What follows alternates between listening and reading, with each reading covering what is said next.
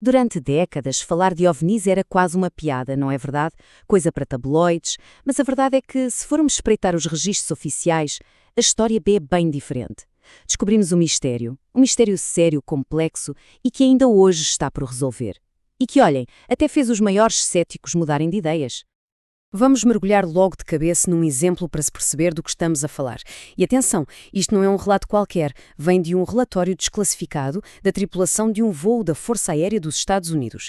Eles descrevem um encontro, uma quase colisão, na verdade, com um objeto que não conseguiram identificar. A única coisa que puderam fazer, desviar-se bruscamente para evitar o choque.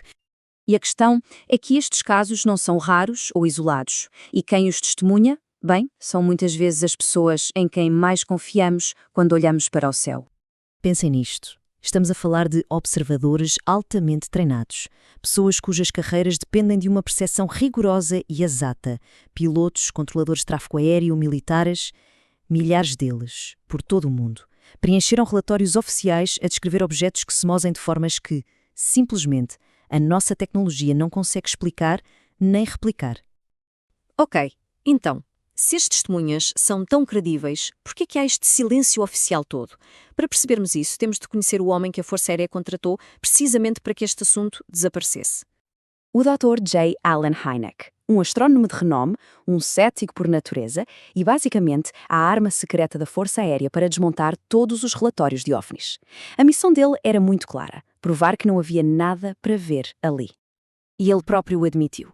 O trabalho dele era simples, pegar em cada avistamento, por mais bizarro que parecesse, e encontrar uma explicação banal. Fosse um balão meteorológico, um fenómeno atmosférico, gás dos pântanos, qualquer coisa servia para fechar o caso. Só que, depois de investigar milhares de casos, ele deparou-se com um problema, o que ele chamou de lacuna explicativa. Havia um núcleo de relatórios, sólidos e credíveis, que desafiava todas as explicações convencionais que ele conseguia arranjar. E foi essa lacuna que o obrigou a mudar completamente de perspectiva. O grande desmistificador tinha encontrado um mistério que não conseguia de todo resolver. Então, o que é que ele encontrou? Que provas eram estas, tão fortes, que conseguiram virar do avesso as convicções do principal especialista da Força Aérea? Não se tratava apenas de histórias ou relatos, estamos a falar de dados concretos, provas físicas, efeitos mensuráveis em tecnologia, o tipo de evidência que um cientista como Hynek, pura e simplesmente, não podia ignorar. Comecemos pelos dados de radar. Imaginem, estar a olhar para um ecrã de radar e ver um ponto a mover-se a mais de 5.500 km/h e, de repente, para e volta a acelerar instantaneamente. Isto está muito para além do que qualquer aeronave que conhecemos é capaz de fazer. Isto leva-nos a algo que o próprio Dr. Hynek classificou: os encontros imediatos de segundo grau. São aqueles casos em que o OVNI deixa vestígios físicos. Por exemplo, em França, em 1981, houve um incidente investigado pelo governo. E o que é que encontraram? Plantas desidratadas e com alterações bioquímicas no local onde um objeto esteve a parar. Provas tangíveis que podiam ser analisadas em laboratório. E depois temos os efeitos eletromagnéticos. É um padrão que se repete em muitos relatos. Testemunhas descrevem falhas em todo o tipo de tecnologia quando estes objetos estão por perto. Desde carros da polícia em Levelland, no Texas, em que os motores e as luzes se apagaram sozinhos, até um caça F-4 sobre Teherão, no Irão, cujos sistemas de armas deixaram de funcionar no exato momento em que ia disparar. Com este tipo de evidências em cima da mesa, a pergunta torna-se inevitável: por que é que este assunto foi, e ainda é, tantas vezes tratado como uma anedota? Se olharmos para a cronologia, percebemos que isto não foi por acaso. O padrão é muito claro. A política oficial não era de investigação genuína, mas sim de descrédito pré-definido. O objetivo nunca foi descobrir a verdade, mas sim controlar a narrativa que chegava ao público. E talvez nada ilustre melhor esta estratégia do que um memorando interno do Comitê Condon, que acabou por vir a público. O texto revelava o truque. A conclusão já estava decidida antes mesmo de a investigação começar. A ideia era parecer um estudo objetivo por fora, mas garantir à partida um resultado negativo.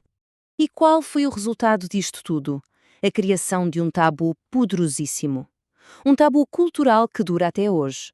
Criou-se um ambiente em que testemunhas absolutamente credíveis, estamos a falar de governadores, generais, preferiam ficar em silêncio com medo de arruinar as suas carreiras. Um exemplo perfeito disto é o do antigo governador do Arizona, Fife Symington. Ele viu a enorme nave que sobrevoou Phoenix. Mas, na altura, o que é que ele fez? Gozou publicamente com o assunto. Só anos mais tarde é que admitiu que tinha sido uma das testemunhas e explicou que ficou calado, na altura, simplesmente para proteger a sua carreira. E tudo isto nos traz aos dias de hoje. Há uma espécie de impasse entre, por um lado, um volume esmagador de provas e, por outro, uma política enraizada de evitar o assunto. É este o conflito central. De um lado, temos um fenómeno global, real, persistente, documentado ao longo de décadas. E do outro, uma relutância oficial em sequer admitir que o problema existe, o que impede qualquer tipo de investigação científica séria e bem financiada. Portanto, a conclusão a que chegam investigadores, militares e cientistas que realmente olharam para as provas é esta: está na altura de irmos além da crença. A questão não é acreditar ou não acreditar. A questão é exigir uma investigação séria, real e transparente. Porque as provas estão lá, os dados estão nos arquivos, as testemunhas deram a cara e os seus relatos estão registados. A pergunta já não é se os OVNIs existem. A pergunta é o que é que vai ser preciso para finalmente se levar a cabo uma investigação séria sobre o desconhecido?